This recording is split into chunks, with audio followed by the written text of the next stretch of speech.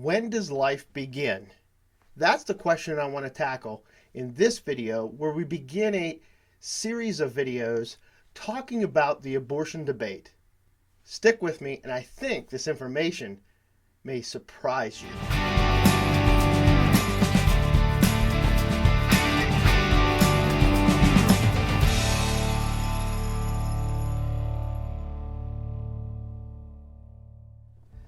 I'm glad you guys decided to join me. I'm Adam, the musing Christian, and I want to help you begin the journey of inquiry when it comes to topics related to religion, ethics, philosophy. Within that realm is the wheelhouse of these videos, and I hope that through the process, as we pursue truth, which really is our intent here, that light is shed upon subjects for you, just enough that helps you begin the process of inquiry so that you can make decisions through the process of thinking critically and ordering your thoughts regarding specific subjects. In this video, I want to talk to you about when life begins. And like I said at the beginning of this video, I think you're going to be quite surprised what the evidence dictates. The first place I want to look, what does the science say about abortion? I'm going to give you 3 quotes. There's others, but I want to give you 3.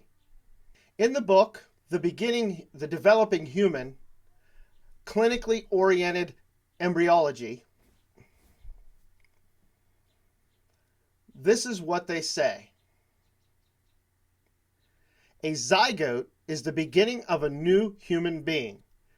Human development begins at fertilization, the process during which a male gamete or sperm unites with a female gamete or oocyte to form a single-celled called a zygote. This highly specialized totipotent cell marks the beginning of each of us as unique individual. The reality is that when the egg and the sperm come together, they give up their constituents and a whole new being comes into existence, the zygote or the embryo. And according to this embryological textbook, it's the beginning of each one of us as a unique person. How about BTW Sandler's Langman's embryology? It states, the development of a human begins with fertilization, a process by which the spermatozoon from the male and the oocyte from the female unite to give a rise to a new organism, the zygote. Embryologists Ryan O'Reilly and Fabilia Mueller write, although life is a continuous process, fertilization is a critical landmark because, under ordinary circumstances, a new genetically distinct human organism is thereby formed. That comes from Human Embryology and Teratology, the 2nd edition. Now here's the interesting thing about just those 3 quotes. They are a sample of any reputable embryological textbook, even the one that's used to teach abortion. All state emphatically and scientifically a new, whole, distinct, genetically unique individual begins at conception. Egg and sperm unite, give up the constituents, a zygote is formed, and an embryo and the embryological process begins for a new human being. I don't want to stop just at the science, though, because science doesn't always state things. It takes a scientist to interpret the data. So there's always a level of philosophy somewhere. You cannot possibly deny that. And that kind of segues into, what is the best philosopher that abortion advocates have? Well, in my opinion, David Boonin is probably the best. And I'd like to read to you something that he begins his book on. And the name of his book is A Defense of Abortion. He says, quote, "On my desk in my office, where most of this book was written and revised, there are several pictures of my son, Eli. In one, he is gleefully dancing on the sand along the Gulf of Mexico, the cool ocean breeze wreaking havoc with his wispy hair. In a second, he is tentatively seated in the grass in his grandparents' backyard, still working to master the feat of sitting up on his own. In the third, he is only a few weeks old, wore home from the hospital. Though all the remarkable changes that these pictures preserve, he remains unmistakably the same boy. In the top drawer of my desk, I keep another picture of Eli. This picture was taken 24 weeks before he was born. The sonogram image is murky, but it reveals clearly enough a small head tilted back slightly and an arm raised up and bent, with the hand pointing back toward the face and the thumb extended out towards the mouth. There is no doubt in my mind that this picture, too, shows the same little boy at a very early stage in his physical development. And there is no question that the position I defend in this book entails that it would have been morally permissible to end his life at this point. Now, I want you to understand what Boonin is saying here. He is 100% conceding that through all those stages of his son Eli's life represented in those pictures, there is no difference physically in his view, that he was, and will always be a human being. But what do abortion advocates say? Like some of those that write articles or that do press conferences or may have done some debates and things of that sort that don't necessarily teach at an academic level or hold a degree in philosophy or embryology. What do they have to say about when life begins? How about feminist, author, and abortion supporter Naomi Wolf? In the New Republic, she writes an article clinging to a rhetoric about abortion in which there is no life and no death. We entangle our beliefs in a series of self-delusions, fibs, and evasions, and we risk becoming precisely what our critics charge us with being: callous, selfish, and causally destructive men and women who share a cheapened view of human life. We need to contextualize the fight to defend abortion rights within a moral framework that admits that the death of a fetus is a real death. I can't say it clear. Now I'm going to, because that's part of why I'm trying to show you what those who support abortion in the realm of philosophy and culture and even the science of embryology scream or imply explicitly that life begins at conception, that the unborn is a whole, distinct, living human being. Ronald Dworkin, in Life's Dominion, abortion deliberately kills a developing embryo and is a choice for death. What's my conclusion on all this? It's rather simple. The science of embryology states that at the moment of conception, when sperm and egg join and give up their constituents, they become a zygote, a human embryo, a whole distinct, genetically distinct, living human being.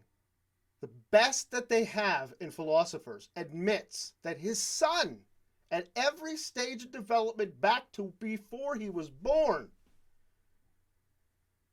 is a whole distinct living human being. Doesn't question it because he can't deny the science and he can't deny the logic. No longer can people claim ignorance.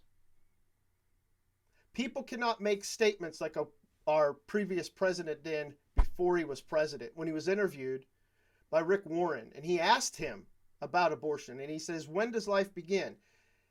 And the stupidest question, and I know I try to be thoughtful, but this is what I mean by this. This is all out there. This information and evidence is available to everyone. But it seems like so many just completely overlook it, or rather just plead the fifth maybe. But Obama looks Warren straight in the face and he says, that's above my pay grade. What, reading? Asking an embryologist? Talking to abortion supporters? It seems like they all concur. It seems like there isn't any weak link in the chain of logical conclusion when it comes to when does life begin? Is the unborn human? Which is the real question here, isn't it? When somebody says they support abortion, what do you mean by abortion? Well, it's the killing of an embryo. Well, what's an embryo? That's the question that must be framed in order for this topic to be understood, comprehended, and fruitfully progressed towards the truth. What is the unborn? When does life begin? Well, according to the science, according to the abortion advocate philosophers, according to abortion advocates, life begins at conception, real death takes place on an abortion. We cannot escape it. Even if we don't know when life begins, let me illustrate with 2 points, 2 real quick analogies that I think will help us understand why the old adage, weigh on the side of caution, is incredibly poignant at this point. You step out onto your porch. There's a burning bag. Weigh on the side of caution. Don't stomp it out in your bare feet. Why? Because it might have poop in it. You're driving down the road and you see a coat in the middle of the road. Weigh on the side of caution. Don't run over the coat in case there's a human being in the coat. And in the same respect, even if we didn't have this evidence and these admissions, weigh on the side of caution. Why would you just assume that abortion doesn't kill something? Can we really live with that kind of decision that, oh crap, I actually did run it over. I actually did. That was, let's say that there's some kind of major convincing evidence besides the science and the philosophy so far that makes it clear to every abortion advocate on this planet. And by abortion advocate, I mean any pro-choice person is an advocate for abortion. Because by the standard of the science and the admission of these abortion advocates that I'm quoting, choice is to kill an unborn human being. You can't not deny it. You have to show me scientifically where it's not a human being. We must weigh on the side of caution, even if we don't know. Because if that piece of evidence showed up, and I don't even know what it would be, honestly, because this evidence is so conclusive, it drives me crazy that people don't grab it. That piece of evidence shows up, and every person that either promoted abortion or had an abortion themselves discovers one day, I actually killed a human being. Let's say here's the eerie part about that analogy or that example, that thought, is that according to this science, according to the abortion advocates themselves, it is a human being. Now, I want you to understand, this is a series of about 3 videos. But I'm going to say this in every video. Does my faith undergird the these ideas? Of course it does. But it doesn't in any way constrict the fact that the science, and as we will talk about in the next video, the philosophy, show that the unborn are whole, distinct, innocent human beings. And there is no moral justification for taking their lives. I'm not saying I don't like abortion. I'm saying in and of itself, it is wrong to take the life of an innocent human being. And here, the Christian message of God's grace and God's mercy must be understood. That if you see this video and you wake into this, and you find yourself distraught and hurting, I want you to know that not only are good Christians there to help you through, but above even that, because we can be screw-ups, but above that, above us, beyond us, is the person of Jesus Christ. There is no sin that you can commit that he does not already have forgiveness for you. And if you want that prayer, reach out to me in an email. We can hook you up with somebody locally where you're at to pray with you and to help you through the process of dealing with this. And if you're not that person that's going through that, and you've been advocating for abortion and claiming to be a person of science, I ask you very kindly and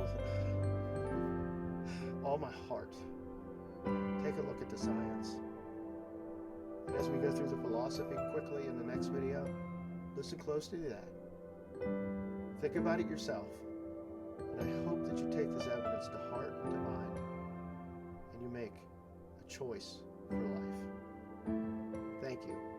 God bless. See you next time.